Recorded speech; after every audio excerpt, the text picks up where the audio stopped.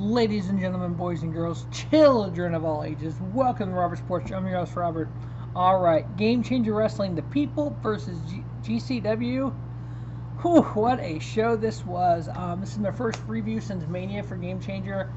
There's been 41 shows this year. So I've been a little behind on some of them. Since Mania, or the whole Mania weekend, I'll watch one, I'll watch some other shit, and then it's like, I get like 2 or 3 shows behind. So I've been doing videos like I want to. I do want to do more Game Changer videos. I got some big plans for next year with some stuff. And the rest of this year. But yeah, Game Changer, as Nick Gage would say, it's one of the best promotions in the world. I love it. Love everything about it. I would love to meet MLJ, Kevin Gill, and Brett Lauderdale. This company is just amazing to me. When I first started watching it in 2017, I wasn't a big deathmatch wrestling fan. I've since became a deathmatch wrestling fan. It's just a unique genre. Not all the matches are that way. They have some barn burners here. We had a Jordan Oliver versus Bandido. We had Nick Wayne versus Zayne. Tony Deppen versus Mike Bailey. So we had some great matches like that. But our kickoff match was the Game Changer Wrestling Extreme Title 6-way Scramble match. Standard Scramble match for a Game Changer show, which is awesome. We had AJ Gray, our GCW Extreme Champion. We had Axton Grim Reefer, who's always smoking a reefer. We had Marko Stunt, the little giant. Literally, he had blonde hair, those singlet like Giant would wear. It's like the little giant. We had Shane Mercer, and we had Cole Radrick, the ratty daddy Cole Radrick. This is one of those matches that you just had to freaking just watch. Because you had bodies flying everywhere, you had this person chucking this person, you had Grim Reefer doing freaking shit off the top rope with a freaking reefer in his mouth. He's always got a reefer in his mouth. I'm sorry, he's higher than fucking Jeff Hardy. But, yeah, this match was just craziness. And then we had, which I thought was weird, we had Cole Radrick pin Marko Stunt. So AJ fucking Gray didn't even get involved in the pin on this. We had title change here. We had Cole Radrick versus becoming the new Game Changer Extreme Champion, which is fitting because the Ratty Daddy's been doing a lot of death matches lately, and he's fucking evil. But yeah, so yeah, this is like holy shit. Okay, I give it 3.5. These scramble matches are just fucking wild to me. You just gotta stand back. Again, if you've never seen a Game Changer show, you gotta check it out because this shit is wild as hell. There is no barriers on the ring, so when they do a high flying move, they land in the fan's lap. If you get a front row seat to one of these shows, you better be watching,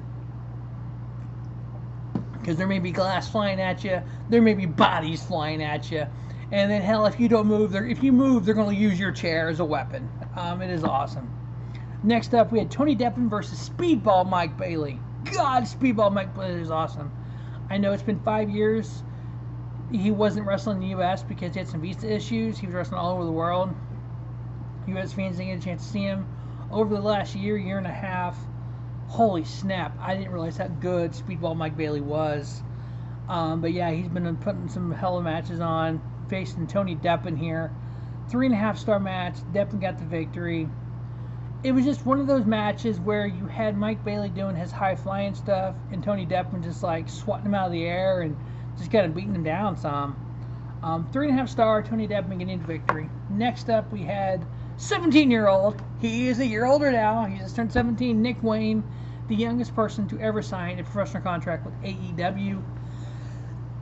He's been on hiatus on the indie circuit,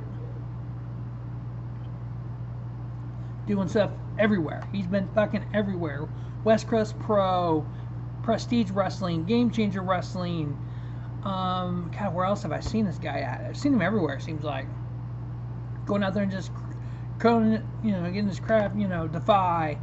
Just, he's wrestled the who's who of wrestling. He had a match against Will Ospreay. I think it was a Game Changer that freaking Will Ospreay puts him over on the mic at the end of it. This kid is so fucking good that it's going to be scary when he gets older how good, much better he can become. But going in there against the sauce, Allie Zayne. Allie Zayne is one of those guys where he's very flamboyant and gimmick right now, but he's just one of the high-flying Lucha Libre style wrestlers that I actually love. But Nick Wayne's kind of that Will Ospreay, Blake Christian, Alec Price I put in that category, Jordan Oliver, and then Nick Wayne kind of fits in that kind of similar body type, similar style. But yeah, this match, 10 minutes of just watching these two guys go. Nick Wayne getting the victory. I give it 3 3/4. This is a really fucking damn good match. Next up, we just had a clusterfuck of Lucha Libre, Black Taurus, Gringo Loco, Jack Cartwheel, 6-man tag versus ASF, Komander, and Laredo Kid. Literally, bodies flying everywhere the entire time. I know some people don't like that style, but that Lucha Libre style is something that I've always came to enjoy and watch, and just like, oh, okay, I can watch this all night long. But yeah, 6-man tag, just bodies flying everywhere. The team of Gringo Loco, Black Taurus, and Jack Cartwheel getting the victory. Next up, we had Psycho Clown versus Joey Janela, which this is one of those matches where it's almost the same kind of guy. Psycho Clown, his name is what he is. He's fucking psycho. He's kind of like the bad boy of AAA wrestling. Joey Janela, the bad boy of Game Changer. So you had two bad boys going after each other here. Janela ripping the mask of Psycho Clown, which everyone does. Psycho Clown gets the victory over Janela. I give it 3 1/4. And then we had Nick fucking Gage coming out, putting over freaking Game Changer like he always does. Just love this guy. Freaking his buddies at Eastern Bloc, got a shout out to them. But yeah, it's just him coming out, and I mean literally Conrad Thompson was in the crowd. Conrad's putting on the StarCast, talking about the match tonight with Ric Flair's last match. Jim Crockett Promotions, who's putting it on officially, and you're talking about, he was bringing it up to freaking Conrad, calling Conrad out, and he's like, we got Impact there, we got AEW there, we got freaking MLW there, we got AAA there, we got, who else, so that's Impact people, we have NWA people. Where are the fucking Game Changer people? I mean, we literally have a freaking Impact World Heavyweight title match. We have an Impact Knockout title match. We got Jay Lethal, we got Jeff Jarrett, we got New Japan. Where the fuck is Game Changer? Why are there Game Changer people here? Game Changer will be there. GCW will show up and we will take that fucking show over, which I cannot wait to see what they do. There is a Bunkhouse Battle Royal that has Gringo Loco in it. That is the only Game Changer person on this fucking show. I mean, the show tonight, I'm sorry. It's, it's going to be fucking good. Jersey, God, I can't even hardly almost say it. I love the promotion. Mid-Atlantic Championship Wrestling, Jim Crockett Promotions, who's putting it on in an auditorium in Nashville. It's on Fight. I already bought it, actually. When I first heard it was announced, Ric Flair's last match, I'm like, I'm not buying that shit. Yeah, I looked at the fucking card. I'm buying that shit. It's going to be one of the fucking best shows of the weekend, to be honest with you. But yeah, there's no Game Changer people on that card. I get what fucking Nick Gage was talking about. Hopefully they show up and do something. But yeah, can't wait for that show tonight. Probably watch it either tonight or tomorrow. I'll get a review up afterwards. But my first Jim Crockett Promotion show is gonna be pretty cool. I was a WCW fan back in the day, so technically I've seen Jim Crockett Promotions. But this is lead up to Bandido and Jordan Oliver, the Lucha Libre style. Bandido, he needs a home on network TV. He is freaking awesome. He's one of my favorites. Both these guys are. Jordan Oliver getting the victory. Again, it's a short match, 12 minutes. I give it 3 1/2. Next up, we had the Game Changer Wrestling Tag Team titles on the line in a triple threat match. We had Bussy, the champions, Allie, Katch, and Effy. Gotta love some Bussy there. Versus the Second Gear Crew of Mance Warner and Matthew Justice. And then Los Mazisos, Slipico and Miedo Extreme. Yeah, Mexican names. I'm not good with those. Y'all know that. But yeah, this is a hell of a freaking three-way. But yeah, I guess yeah, these Los Mazisos, the tag team champions, they were actually former tag team champions. They won them in Villa Park, Illinois back in 2018. They took them to Mexico and held them hostage until G-Raver and Jimmy Lloyd in 2021 got them back.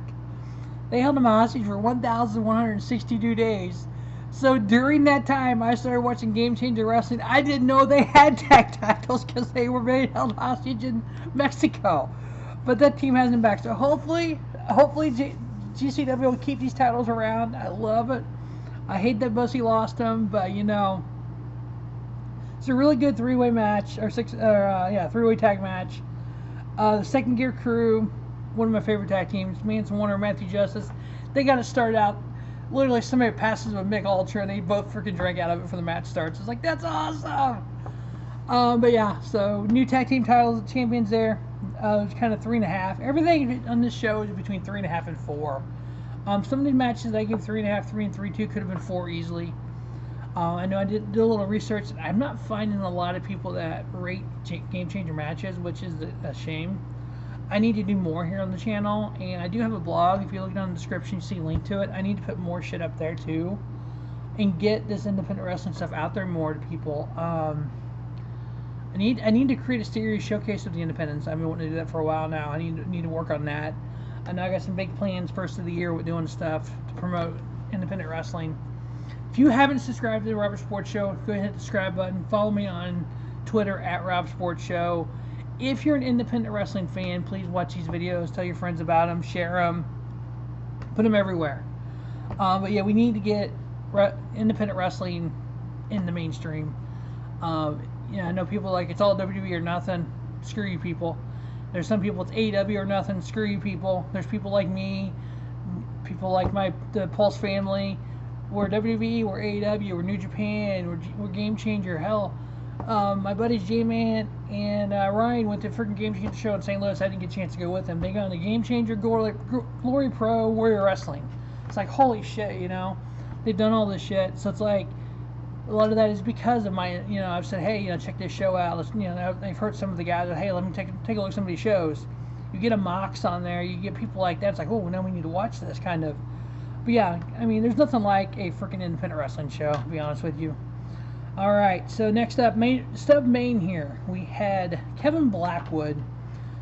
If you've never seen Kevin Blackwood, he is one of those guys.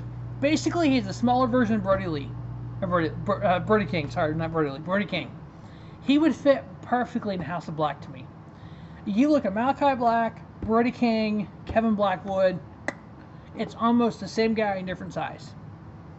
He was going up against Masha Slamovich. She is a beast and a half that can wrestle. She is a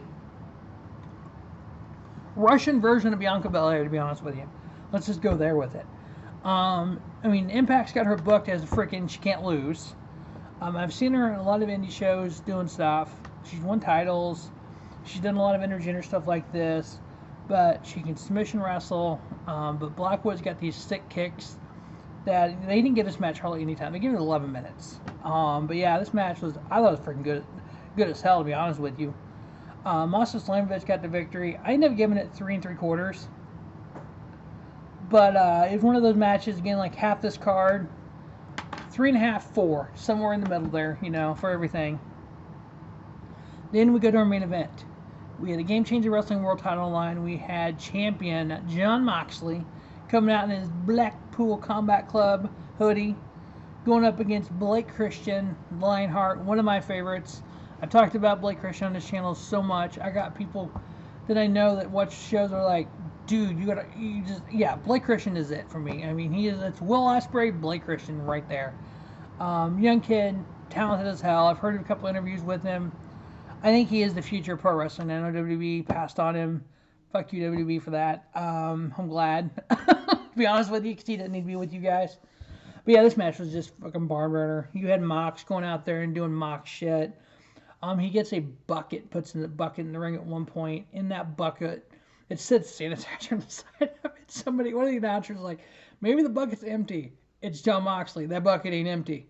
And it ain't got sanitizer in it either. It had fucking glass in it. He picks a handful of broken glass up and punches freaking Blake Christian and just drops the glass, loads one little piece and starts stabbing him in the forehead. He's bleeding like hell.